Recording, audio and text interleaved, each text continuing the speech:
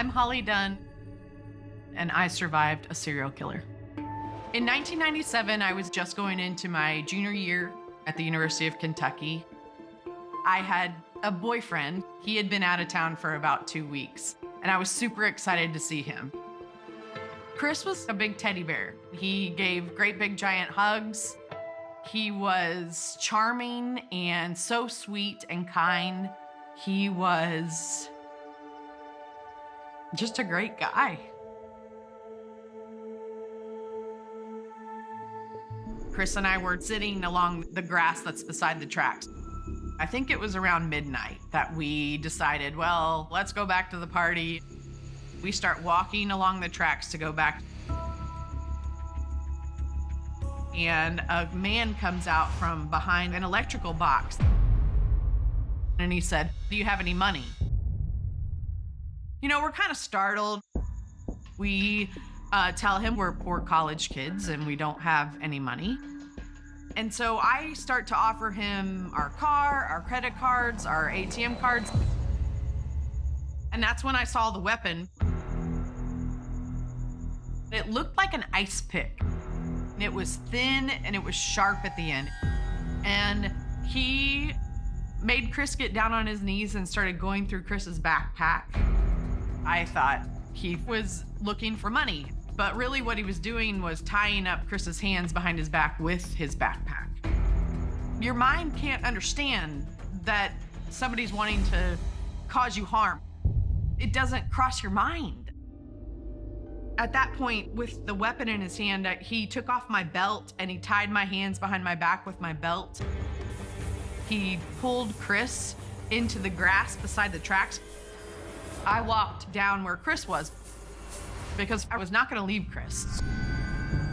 I remember him ripping a shirt and he tied up my legs, he tied up Chris's legs, and then he made gags for us. And I just remember our attacker carrying this really heavy rock. It was like so heavy that he was having to like kind of hold it like a baby. And I just remember him coming over to Chris and he just dropped it on his head. And it was like a dream. I mean, I didn't really understand what was happening. I heard Chris gurgling. Now I know that what I heard was actually a death rattle. It was his last breath. That's what I heard. After he'd killed Chris, I felt afraid for my life. And then he climbed on top of me, and I knew at that moment he was going to rape me.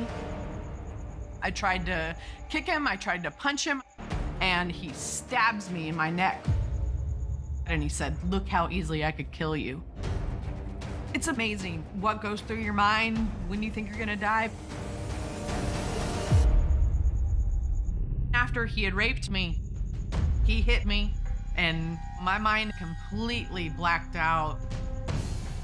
I was hit maybe 5 or 6 times in my face. And then I think he hit me 5 or 6 times in the back of my head when I turned over. He completely knocked me out. I do think he thought I was dead. I don't know how long I laid there. I don't even remember getting up to get help. I saw this house. The lights were on. The door was open. I mean, they didn't know if somebody else was coming back to hurt me. But he called 911 for me. The fingerprints that were recovered at the Cernick home matched those found at Dr. Benton's house. And they matched Angel Maturino Resendez, a Mexican drifter who had been going back and forth across the border, committing minor crimes. In addition to the fingerprints, we had DNA in Dr. Benton's case as well as the Cernick's because they both had been sexually assaulted. And then we got a hit. It was from a 1997 Kentucky case. 2 kids on railroad tracks. The boy was murdered. The girl was sexually assaulted and left for dead. When I heard about Holly, I just about Oh, that somebody survived it was so huge. We knew we had a serial killer. There was an active manhunt for him. The horrifying thing was that while he was being hunted, he continued to kill people. A nationwide manhunt is underway for a suspect in multiple brutal murders in Texas and Kentucky. People were getting so scared around the country, especially who lived around railroad tracks, were just scared to death.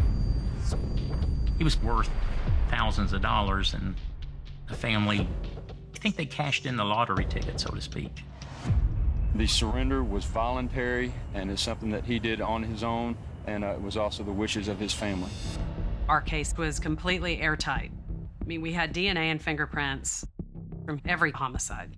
Mr. Resendez, would you please rise? We, the jury, find the defendant Angel Macareno Resendez